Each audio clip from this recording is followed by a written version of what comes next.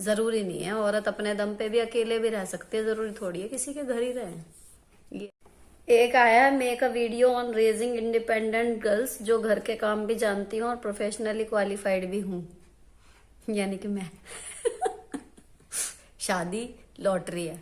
आपके life partner आपके साथ कैसा आगे रहेंगे, ये पूरी तरीके से लॉटरी है। हुई है वही जो राम रची राखा, सीधी बात है। इंडियन में तो है ये कि भाई बहू नहीं आती, एक तरीके की नौकरानी मानते हैं कि वो आएगी घर संभाल लेगी।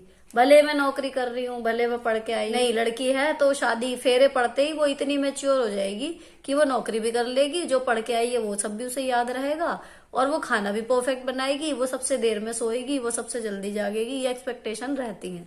तो ये यहाँ है सब। जिस दिन आप यहाँ से एक्टिव हो जाओगे ना, आपकी बॉडी आपका गुलाम है, आप बॉडी के गुलाम नहीं हो। तो ये वैसे चलेगी जैसे आप चलाना चाहते हो। लेकिन अगर डॉक्टर्स कह रहे हैं कि आप नॉर्मल हो और फिर भी आपकी बॉडी नहीं चल पा रही आपके अकॉर्डिंग, तो समझ जाओ कि ये माइंड गेम है और कुछ नहीं है, जो आपका माइंड आपके साथ खेल रहा है। क्यों? हम लोग काम भी ज्यादा कर रहे हैं, फिजिकली भी इतना कुछ झेलते हैं, पीरियड्स, बच्चे पैदा करना, फिर ये कि जी नहीं करने हैं तो उसके ट्रीटमेंट, अच्छा नहीं हुए तो उसके ट्रीटमेंट। लेकिन उसके बाद भी कहीं ना कहीं हमें ही नीचे मतलब क्यों देखा जाता है, हम ही क्यों निचले दर्जे पर हैं, क्यों हमारे ऊपर ही जोक बनते हैं, हमारी ही क्यों घर में इज्जत नहीं है, क्यों हमारे डिसीजन वैल्यू नहीं करते भाई। मेहनत भी ज्यादा, सब कुछ ज्यादा मतलब हम लोग करें, लेकिन फिर भी क्यों हमारी ही वैल्यू कम है। ये चीज ना मुझे बहुत परेशान करती थी। और एक आया है अपनी नंद के बारे में कि उनकी नंद आ गई हैं घर पे और वो वापस ससुराल मतलब अपने ही जाना चाहती हैं, लेकिन ससुराल वालों ने मार पीट के उन्हें भेज दिया, ये ले आए वापस अपने घर पे। अब वो दूसरी जगह शादी वगैरह करने को भी तैयार नहीं है, वो उन्हें वहीं जाना है, लेकिन ससुराल वालों का कहना है कि छोड़ना है तो खुद छोड़ जाओ, हम नहीं आएंगे लेने, बाकी रह लेगी। तो इनका मन नहीं कर रहा है उसे वहां पर दोबारा छोड़ने का, लेकिन नंद जो है वो और कहीं जाने को तैयार नहीं है। तो ये एडवाइस इन्होंने मांगी कि इसमें मैं क्या करूं। मैंने इनको कमेंट में भी यही जवाब दिया, अब भी समझा रही हूँ कि भाई उनकी मर्जी है, उनकी लाइफ है, सम्मान करो। आपकी बेटी है, आपका मन नहीं कर रहा उस जगह भेजने का जहां पे उनको लाइफ का ही खतरा है, कहना चाहिए, जब मारपीट हो रही है। तो आपकी भी बात सही है, उन्हें उस घर के अलावा और कहीं नहीं जाना। हर बंदी में इतने गट्स नहीं होते कि वो एक ससुराल से निकल के दूसरी ससुराल में जाने की सोचे या एडजस्ट करे, बहुत बड़ा फैसला होता है। तो आप क्या कर सकते हो कि भाई उनको आप मोटिवेट करो कि फाइनेंशियली वो इंडिपेंडेंट हो जाएं, ताकि दूसरी शादी उनके लिए कोई मजबूरी ना रहे, दूसरा घर जाना उनके लिए कोई मजबूरी ना रहे, वो चाहें तो अकेली भी अपनी जिंदगी सह सम्मान जी सकती हैं। क्योंकि जिनके लाइफ पार्टनर नहीं होते, कई लोग ऐसे हैं वो दोबारा शादी नहीं करते तो वो अकेले भी रह लेते हैं। मुद्दा वहीं आता है फाइनेंशियली स्ट्रांग होने का। तो उन्हें आप बजाय वहां भेजने या नहीं भेजने के चक्कर में फोर्स मत करो, उनकी रिस्पॉन्सिबिलिटी है, उनकी मर्जी है, उसका सम्मान पूरा पूरा करो। बस उन्हें यही समझाओ कि मतलब आप फाइनेंशियली इंडिपेंडेंट हो जाओ, कुछ काम धंधा इस तरीके का वो करने लगे, ताकि फिर उनकी चॉइस होगी, वो अकेले रहें, उनके साथ रहें, जैसे भी रहेंगी। तो जबरदस्ती मत करो कि हाँ दूसरी जगह जाना है या यहीं रहना है या वहीं जाना है, जरूरी नहीं है। औरत अपने दम पे भी अकेले भी रह सकती है, जरूरी थोड़ी है किसी के घर ही रहे। ये है। एक आया है, make a video on raising independent girls, जो घर के काम भी जानती हूँ और प्रोफेशनली क्वालिफाइड भी हूँ, यानी कि मैं। तो ऐसा है जी, हम मैंने कहना चाहिए परवरिश का ये वो नहीं है, ये समय, गरीबी और जरूरत, इसने बनाया है ऐसा हमें। और मैं अपनी बेटियों को कोशिश क्या कर रही हूँ कि कोशिश कर रही हूँ जी ये भी करो वो भी करो वो भी करो, क्योंकि मैं उनको 95 या 99% वाले चक्कर में मैं पढ़ती नहीं। पढ़ाई उतनी कर लो जितनी मतलब समझ में आ जाए भाई, बातचीत कि हाँ भाई क्या है किताबों में। और जी मेन यही है, अगर आपको लड़की प्रोफेशनली एजुकेशनली और हर तरीके से अच्छी बनानी है और घर का काम भी सिखाना है, तो भाई वो किसी एक चीज में बहुत ज्यादा मतलब सुप्रीम नहीं होगी कि हाँ। अब अगर कोई बच्चा पढ़ाई में 99% 98% ला रहा होगा तो ऑब्वियसली वो ज्यादा टाइम दे रहा होगा, तो उसको हर चीजों के लिए टाइम ही नहीं मिलता। तो इस पे ना जैकी चैन का शायद एक इंटरव्यू मैंने देखा था, तो उसने बोला था कि मैंने अपने बेटे को कभी भी क्लास में टॉप करने के लिए प्रेशराइज नहीं किया, क्योंकि अगर मैं वो करता तो वो उस प्रेशर में शायद टॉप तो कर जाता, लेकिन वो लाइफ के बाकी एस्पेक्ट्स जो है वो छोड़ देता। तो हमारे साथ ये कोइंसिडेंस था कि मेरी मम्मी और पापा दोनों ही अनपढ़ थे। तो पापा थोड़ा बहुत टूटी फूटी हिंदी पढ़ लिया करते थे, और वो बेसिक उंगलियों वाला गणित उनका था, तो मतलब दुकान वगैरह थी बिजली की। तो लेकिन मम्मी जो थी वो बिल्कुल कहना इलिटरेट थी, वो हिंदी भी नहीं पढ़ सकती थी। तो उनको पता तो था नहीं पढ़ाई वढ़ाई का क्या, बस ये था कि स्कूल भेज दिया, घर मैम जी ने क्या काम दिया है काम कर लो, हमने जो समझ में आया वो कर लिया। तो ये था कि वो प्रेशर नहीं था क्लास में फर्स्ट आना है सेकंड आना है, तो पढ़ाई उतनी की जितने में मजा आया। और बाकी अगर घर में इतने सारे काम होते रहते थे ना, मम्मी पैसों की कमी की वजह से मतलब कभी कुछ कर रही हैं कभी कुछ कर रही हैं, तो हमें आता था इंटरेस्ट, तो वो चीजें हमने मजे मजे में सीख ली सारी चीजें। और अभी भी जो अच्छे घर की लड़कियां हैं, जो फाइनेंशियली कोई कमजोरी नहीं है जिनके परिवार में, और वो मल्टी टैलेंटेड हैं, तो वो देखो किसी के सिखाने से नहीं आता, वो बच्चे में खुद होती है सीखने की रुचि। तो जब उसका इंटरेस्ट होता है, तो अब तो फोन में ही सब कुछ है, जिसका जिसमें इंटरेस्ट है इतना भंडार है इसमें, लोग यूट्यूब पे मरे जा रहे हैं सिखाने के लिए, मैं भी हूं उनमें से। तो वो खुद सीख लेते हैं बच्चे, आप कुछ नहीं कर सकते, आप बस ये कर सकते हो कि आप एक एग्जाम्पल सेट कर सकते हो। अब मेरी बेटियां जो हैं वो मुझे देख के ये है कि हाँ जी पढ़ना भी है, उन्हें समझ में आता है कि मतलब लेडी को, एक वुमन को, कि उसे पढ़ाई भी करनी होती है, उसे जॉब भी करनी है, उसे घर का काम भी आता है। वो कई बार पूछती हैं कि मम्मी आपको ये सब कैसे आया, तो मैंने कहा ऐसे ही आ गया, तुम्हें भी देखते देखते आ जाएगा, और पूरा विश्वास है कि आ जाएगा। तो जब आप किसी को देखते हो ना, तो आप अपने बच्चों को अगर इस तरीके का बनाना चाहते हो, तो बस ये एक तरीका जो मुझे अभी पता है, अभी तो मेरे बच्चे बड़े ही नहीं हुए, तो मैं क्या ही कहूँ कि हाँ ये करने से ये हो जाएगा, जब ये बड़ी होंगी तब पता लगेगा क्या होगा। लेकिन आप अगर सोच के देखो तो बस आप इतना कर सकते हो कि उनके सामने आप एक एग्जाम्पल सेट करो कि हाँ ऐसा हो सकता है, या इस तरीके की लाइफ होती है। आपने देखा होगा एक परिवार में अगर कोई आईएएस बन जाता है, तो उस परिवार में और बच्चे भी आईएएस बन जाते हैं। अगर एक परिवार में एक काबिल डॉक्टर हो जाता है, तो फिर उसमें और बच्चे भी काबिल डॉक्टर बन जाते हैं। लॉयर जो होते हैं उनके परिवार में और लॉयर बच्चे होते हैं। तो बात वही है कि आप जो हो, मोस्ट प्रोबेबली बच्चा उसी रास्ते पे चला जाएगा, लेकिन हमेशा ऐसा नहीं होता। पर अगर आप बच्चे को मल्टी टैलेंटेड बनाना चाहते हो, तो कहीं ना कहीं आपको उसके सामने बन के दिखाना पड़ेगा एक रोल मॉडल। तो वो आसानी से, मतलब बिना मेहनत के, वो बच्चा ऑटोमेटिकली उसमें वो चीज आ जाती है कि हाँ भाई ऐसे होते हैं बड़े लोग। अब आप खुद ही अगर फोन में लगे पड़े हो, बस मतलब नहीं कुछ ऐसा कर रहे प्रोडक्टिव कि हाँ जो बच्चा देखे, तो जो आपको वो देखेगा वही करेगा, सिंपल सी बात है। बच्चे कॉपी करते हैं। तो अगर आपको मल्टी टैलेंटेड बेटियां या बेटे बनाने हैं अपने, तो आपको खुद उन्हें करके दिखाना पड़ेगा। सबसे आसान और इफेक्टिव तरीका यही है। बाकी जब मेरी बड़ी होंगी मैं तभी ज्यादा इस पे बता पाऊंगी, अभी तो कुछ भी कहना फजूल सही है मेरे लिए। तो मतलब मैं कह रही हूँ, अभी मेरे बच्चे खुद ही छोटे हैं, तो कल को पता लगा ये वीडियो रहेगी और मेरी लड़कियां निकली कुछ की कुछ, ना आया उन्हें कुछ, तो ये होगा जी देखो बड़ा ज्ञान दे रही थी। तो अभी मेरा ज्ञान देना उतना सही नहीं है मेरे हिसाब से, कि इस बात पे कि बच्चों को कैसे बड़ा करें।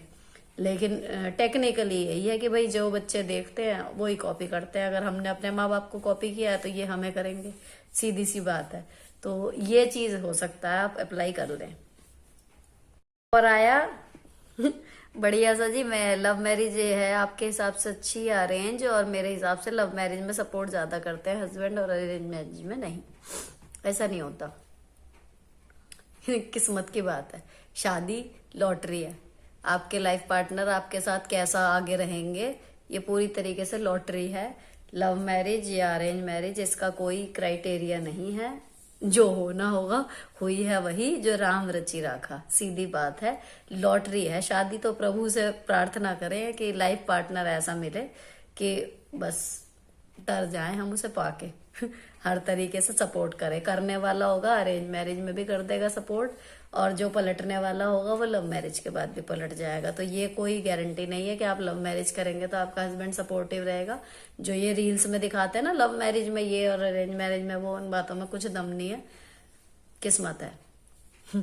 तो ये सिर्फ किस्मत ही है। प्रभु की प्रार्थना करो। हम में इतने गट्स नहीं है इंसान में कि वो किसी को 5-10 मिनट की, या मतलब मैं तो कहूँ 2-3 साल की मुलाकात में भी जज कर जाए और वो बंदा जीवन भर ऐसा रहेगा।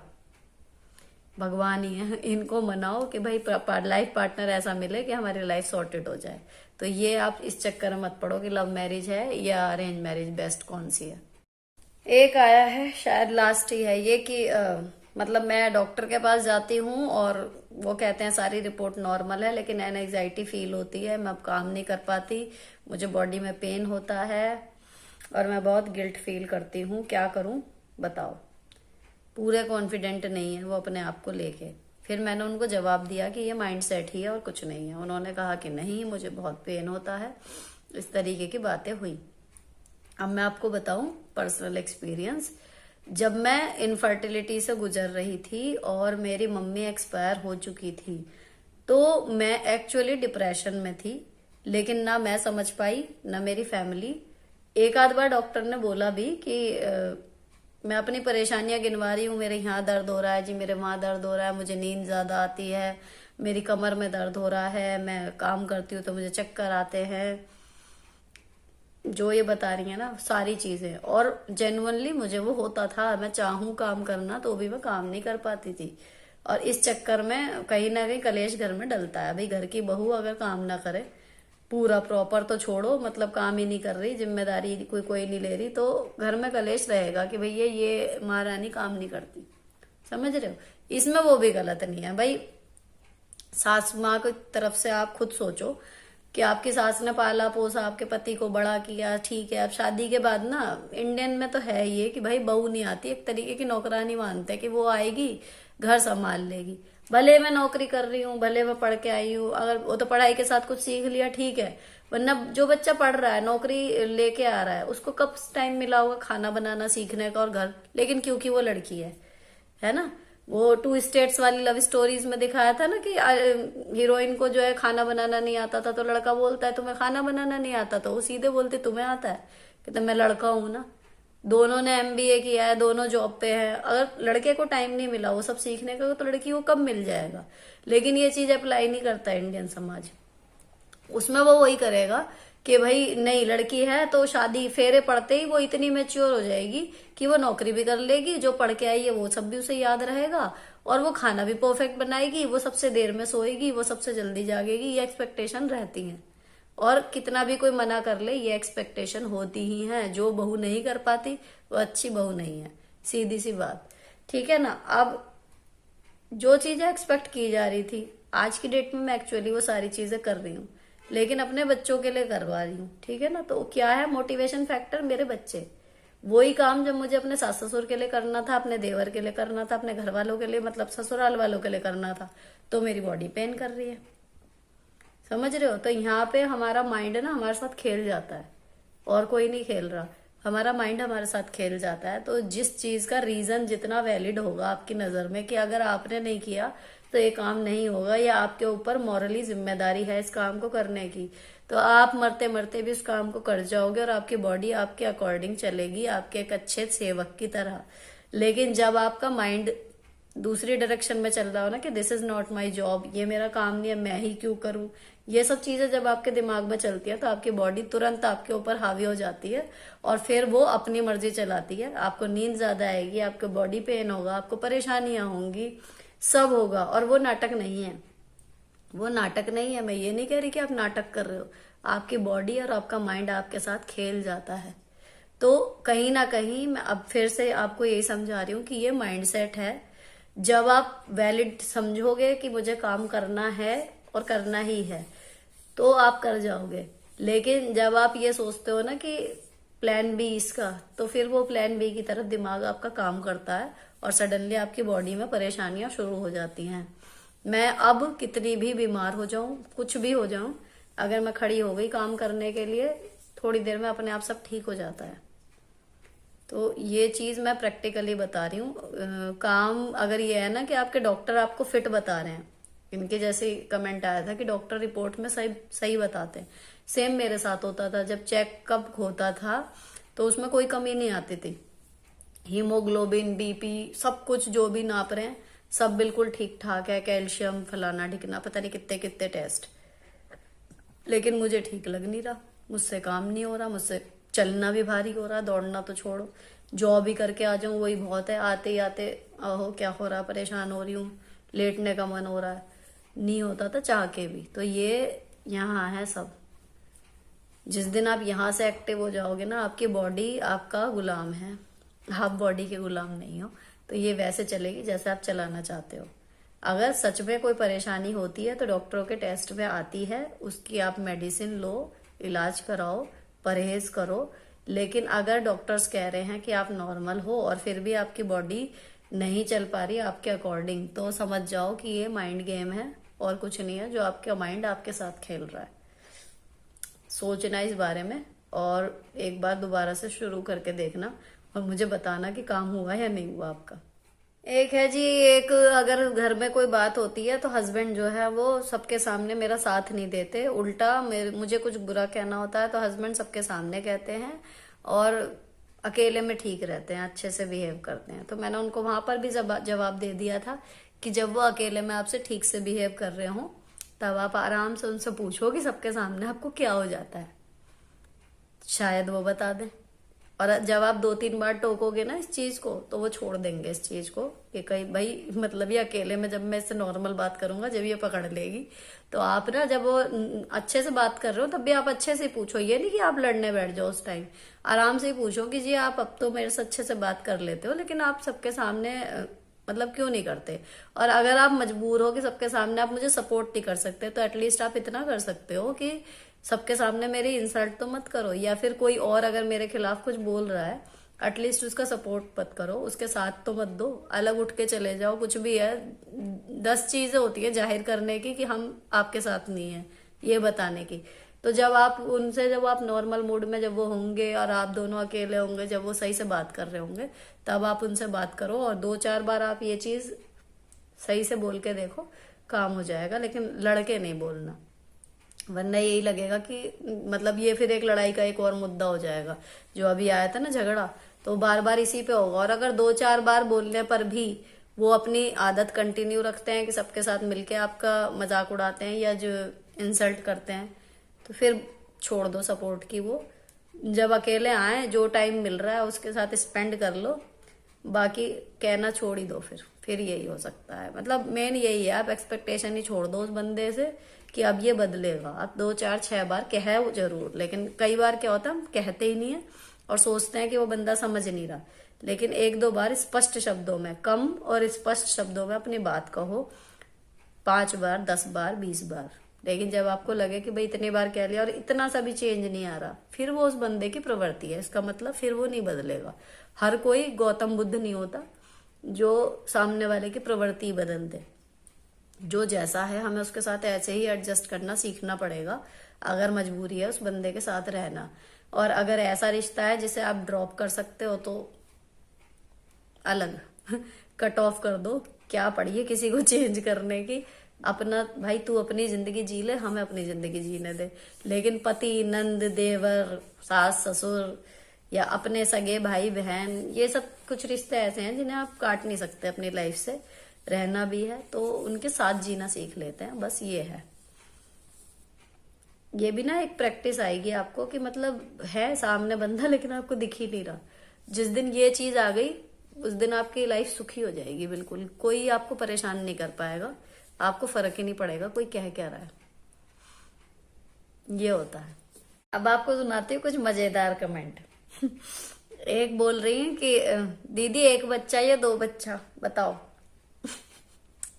मतलब मैं क्या ही बताऊं यार, पालने आपको है, पैदा आपको करना है, मैं क्या बताऊं। जितने चाहे करो, सीधी बात है ना। जितनी आपकी फाइनेंशियल, जितनी आपकी फिजिकल स्टेमिना हो, जो कुछ भी है, 1 बच्चे या 2 बच्चे, ये तो पर्सनली आपका डिसीजन है। तो इसमें दीदी कोई सलाह नहीं देंगी। आप सच्ची सहेली हो, लव यू सुनीता। एक ने लिखा कि जी आप 3 बार मेरे सपने में आई, हाय सो नाइस ऑफ यू यार। और बहुत सारे कमेंट आते हैं ये वाले कि आपकी वीडियो देखकर मेरी सोच बदल गई, मेरा जीने का तरीका बदल गया। That is the main thing which is really very important for me. मतलब अगर मैं किसी की लाइफ में पॉजिटिव चेंज ला पा रही हूँ, मेरी वजह से किसी की लाइफ सॉर्टेड हो रही है, वो मेंटली पीस में जा रहा है, तो मेरे लिए इससे बड़ी ट्रॉफी, इससे बड़ी संतुष्टि और कुछ भी नहीं हो सकती। क्योंकि कहीं ना कहीं अब ये चैनल हो गया, लेकिन मैं शुरू से चाहती थी कि मतलब चाहती क्या थी मैं, मतलब मेन वो होते हैं ना, वो फेमिनिज्म, वो वाली चीज कहना चाहिए। औरतों को देख के, उनकी परेशानियां देख के मैं कहीं ना कहीं अंदर से बहुत परेशान हो जाती हूँ कि यार मतलब क्यों हम लोग काम भी ज्यादा कर रहे हैं, फिजिकली भी इतना कुछ झेलते हैं, पीरियड्स, बच्चे पैदा करना, फिर ये कि जी नहीं करने हैं तो उसके ट्रीटमेंट, अच्छा नहीं हुए तो उसके ट्रीटमेंट, सो मेनी थिंग्स। लेकिन उसके बाद भी कहीं ना कहीं हमें ही नीचे मतलब क्यों देखा जाता है, हम ही क्यों निचले दर्जे पर हैं, क्यों हमारे ऊपर ही जोक बनते हैं, हमारी ही क्यों घर में इज्जत नहीं है, क्यों हमारे डिसीजन वैल्यू नहीं करते भाई। मेहनत भी ज्यादा, सब कुछ ज्यादा मतलब हम लोग करें, लेकिन फिर भी क्यों हमारी ही वैल्यू कम है।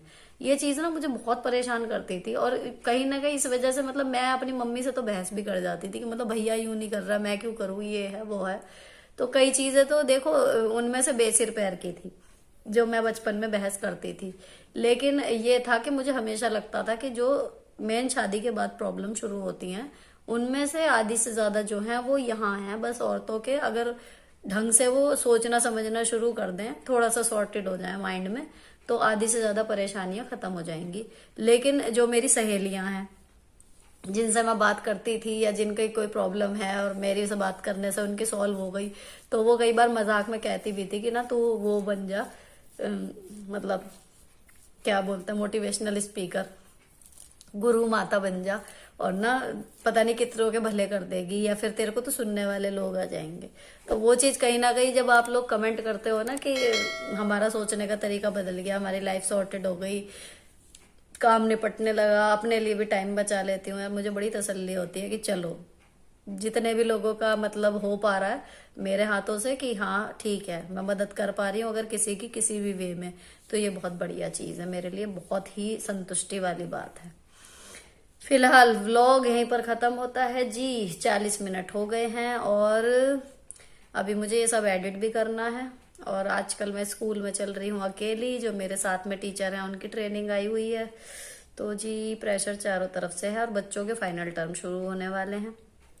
इनकी पढ़ाई अभी तक भी इन्हें पढ़ा के उसके बाद ही भेजा, याद कर रही थी, तो वर्कलोड बहुत ज्यादा हो रहा है। मे भी कोई एक आध वीडियो इस बार बीच में इनमें से मिस भी हो जाए, तो उसके लिए पहले से मतलब मैं आपको बता दूं, हो सकता है ऐसा हो, कोशिश तो यही करूंगी कि बनती रहे। फिलहाल ये वाला अगर पसंद आया हो किसी भी वजह से, तो चैनल को सब्सक्राइब जरूर कर देना, ताकि मैं भी मोटिवेट होती रहूं। तो व्लॉग यहीं पर खत्म होता है, अभी बज गए हैं 11 और कुत्ते भौंक रहे हैं गली में। इन दोनों चैनल के अलावा मैं और क्या क्या करती हूँ उसे जानने के लिए आप मुझे इंस्टाग्राम पे फॉलो कर सकते हो। मेरी इंस्टा आईडी है लिव लाइफ इजी, यहाँ पर फ्लैश हो रही होगी। और दोस्तों कमेंट करके मुझे जरूर बताना अगर कोई भी आपकी प्रॉब्लम हो। जो लोग मेरा नंबर मांग रहे हैं, फोन नंबर मांग रहे हैं, बिलीव करो यहाँ पर सब अपने हैं। लिव लाइफ इजी फैमिली में सारे लोग अपने हैं, सब औरतें। मुझे जितने कमेंट पढ़ के पता लग रहा है ना यार, बहुत पॉजिटिव लोग हैं। जितने भी यहाँ पे 89,000 जो सब्सक्राइबर हमारे जुड़े हुए हैं ना, एक एक बंदा मुझे लगता है पॉजिटिव है इतना, तभी उसने ये चैनल सब्सक्राइब किया हुआ है। और कोई भी आपको दूसरे वे में नहीं लेगा कि आपको गलत समझेगा, तो आप यहाँ पे अपनी प्रॉब्लम आराम से शेयर कर सकते हो। और रही बात इसकी कि personal issues and all that, आपका मैं नाम नहीं ले रही हूँ, कुछ नहीं ले रही हूँ, लेकिन अगर आपको कभी भी लगे ना कि अकेलापन लग रहा है और कोई आपकी बातें सुनने वाला नहीं है, तो आप यहाँ पर कमेंट सेक्शन में कमेंट करना।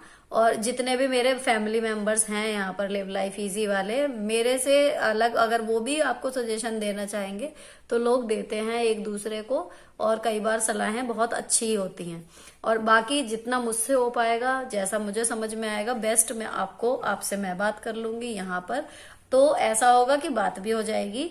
और ऐसा भी नहीं है कि आपके फैमिली में या किसी को अगर आप नहीं बताना चाहती हैं अपने बारे में ज्यादा, तो वो भी पता लगेगा, क्योंकि मतलब आप यहाँ पर आप दिल खोल के बातें कर सकते हो। कोई और प्रॉब्लम भी किसी को हो और उसे लगता हो कि मैं उसका हल बता सकती हूँ, तो यू आर फ्री, आप बिल्कुल बढ़िया करके कमेंट करो, और जितना हो सकेगा मैं हर एक कमेंट पढ़ती हूँ। मैं हमेशा कहती हूँ एक एक कमेंट मैं पढ़ती हूँ और कोशिश करती हूँ उसका रिप्लाई करने की। अगर ये वाला व्लॉग अच्छा लगा हो ना किसी भी वजह से, तो चैनल को सब्सक्राइब किए बिना मत जाना। मिलती हूँ आपसे नेक्स्ट वीडियो में। Till then bye bye, stay beautiful always.